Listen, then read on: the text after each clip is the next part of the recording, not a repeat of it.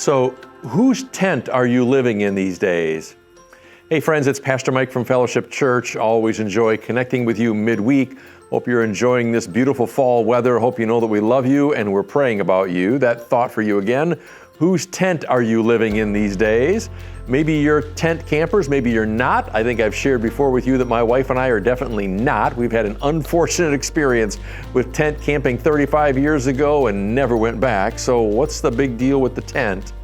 Well, as you probably know, in the old days, Old Testament days, David's day, Israel, they lived in tents, many of them did.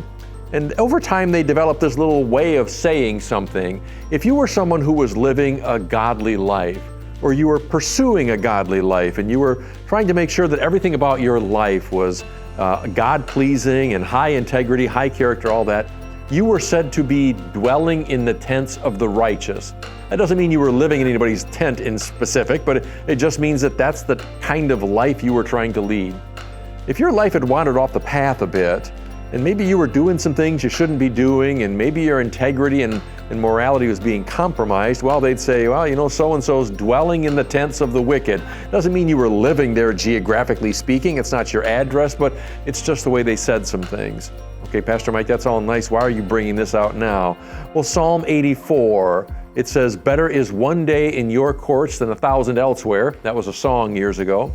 And then David says, I would rather dwell in the house of I would rather be a doorkeeper in the house of the Lord than to dwell in the tents of the wicked. That part again.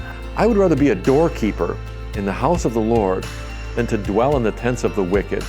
Does that mean David really planned on being a doorman down at the local church? No. He was just saying, I'd rather take the lowest position and be living the right kind of life than to have a high position living the wrong kind of life.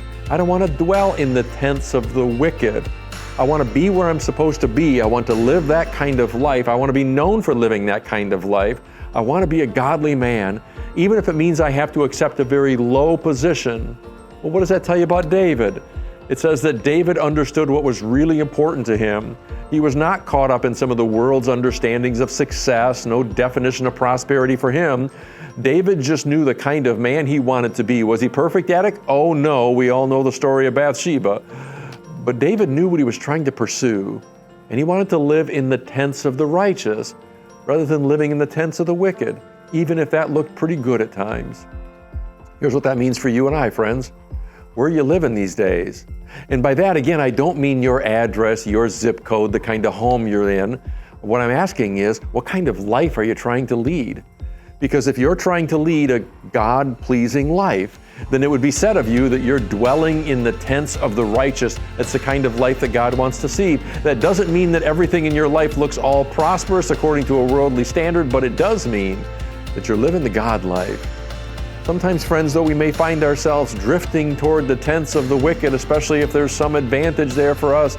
God says, that's not where I want you living. I want you living with me, the tents of the righteous. It's the kind of life I created you for. Friends, may you be dwelling in the tents of the righteous in these days. May that describe your life really well, and may your life truly be a God-pleasing life. Hope you're having a wonderful week here. Hope you know that we love you and we're praying for you. Look forward to seeing you soon. Take care. God bless. Bye-bye.